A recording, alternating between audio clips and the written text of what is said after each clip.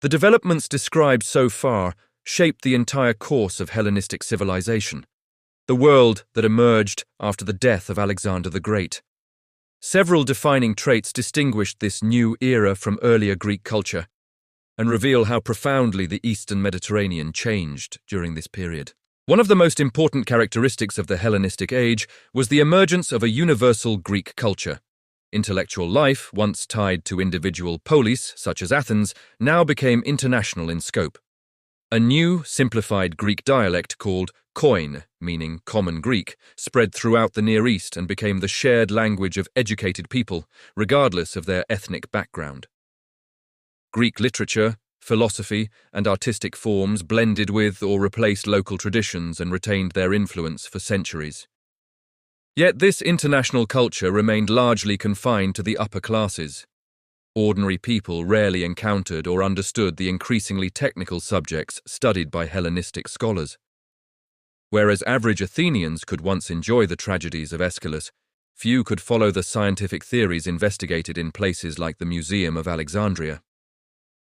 Hellenistic intellectual life was therefore more specialized, professional, and cosmopolitan than the civic and communal culture of the classical polis. This shift enabled significant advances in knowledge and science, because Hellenistic scholarship emphasized organized research and systematic study.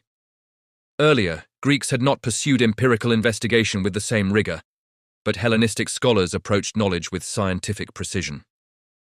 Around 200 BCE, for instance, a scholar at the Museum of Alexandria calculated the circumference of the Earth with remarkable accuracy, off by less than 200 miles, using mathematics and direct observation. Despite these achievements, Hellenistic thought often lacked the universal accessibility of classical philosophy. Much of its literature and scholarship was aimed at a small, highly educated audience, rather than the broader citizenry. Another major development of this era was the systematization of literature. Hellenistic scholars devoted immense effort to identifying the greatest works of earlier Greek culture and establishing authoritative texts. They analyzed grammar, style, structure, and content, and developed rules for what constituted proper or ideal literary form. Some authors even sought to create new works that exemplified these standards. A notable example is Apollonius of Rhodes's Argonautica, an epic poem written deliberately in Homeric vocabulary and style. Although intellectually impressive, it feels stiff and highly academic today, filled with obscure allusions intended for other scholars rather than a general audience. Hellenistic art followed two distinct paths. One continued the classical tradition through monumental classicism, producing large, idealized sculptures similar to earlier works but often more static and grand.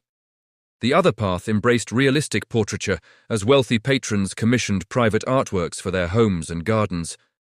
These portraits were remarkably lifelike, sometimes even unflattering, showing age, wrinkles, and physical imperfections. Many modern viewers find this realism striking. Unlike classical art, which celebrated the polis through idealized images of gods and heroes, Hellenistic art emphasized private taste, personal prestige, and individual patrons. Philosophy also changed dramatically during the Hellenistic period. In classical Greece, ethical behavior largely followed from one's role within the polis. Since civic identity shaped moral duty, there was little need for universal ethical systems. But the vast kingdoms of the Hellenistic world weakened traditional civic ties. As people became subjects of monarchies rather than citizens of city-states, philosophers turned toward inner moral life and the question of how individuals should live independently of the state. This shift prompted the development of new ethical frameworks. Two major philosophical schools came to dominate this era. The first was Stoicism, founded by Zeno of Citium. Stoics taught that the universe is governed by a rational divine order called the Logos, and that nothing happens by chance. Humans must live in harmony with this order through reason, emotional discipline, and faithful performance of duty. Stoicism valued moral responsibility and public service, making it especially appealing to the Romans, who admired its emphasis on virtue. The second school, Epicureanism, founded by Epicurus, rejected the Stoic belief in a purposeful universe. Epicureans argued that events occur largely by accident. Although natural laws existed, they developed without divine design or intention. Because life was unpredictable and brief, Epicureans believed that the goal of life was pleasure, defined not as indulgence, but as the absence of pain. Since physical pleasures often lead to suffering, Epicureans preferred a calm, moderate life, avoiding political involvement and emotional entanglements that might cause distress. Taken together, these developments reveal the essence of the Hellenistic world.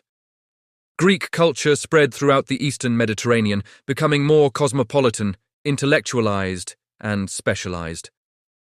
Yet it also became less civic, less communal, and less democratic than classical Greek culture. In extending its influence across nearly every corner of the civilized world, Greek civilization transformed itself, losing some of its earlier vitality, even as it achieved extraordinary intellectual depth. The achievements of the Hellenistic period, its scholarship, art, science, and philosophy, shaped the Roman Empire, early Christianity, and the intellectual traditions of the West for centuries to come.